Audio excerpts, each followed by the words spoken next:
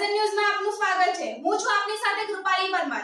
વાત કરીએ આજના મુખ્ય સમાચારોની। સાબરકાંઠા જિલ્લામાં ખનીજ માફિયાઓ બેફામ બન્યા છે। સાબરમતી નદીમાંથી ખુલ્લેઆમ ગેરકાયદેસર રેતી ખનન કરી ઓવરલોડ વાહનો મારફતે રેતીની ચોરી ચાલી રહી છે, જેના કારણે સરકારની તિજોરીને મોટું નુકસાન થઈ રહ્યું છે। સપ્તેશ્વરથી લઈ કટ્ટી મંદિર, કડોલી, ખેડાવાડા, જોરાપુરા, દેદરોટા અને પ્રાંતિજ સુધી ખનન માફિયાઓનો બોલબાલો છે।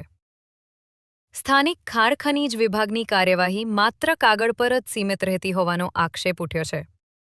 ગામડામાંથી પસાર થતી ઓવરલોડ ગાડીઓથી રસ્તાઓ બિસ્માર બન્યા છે, છતાં અધિકારીઓ આંખ મીચી બેઠા હોવાનો ગંભીર સવાલ ઊભો થયો છે।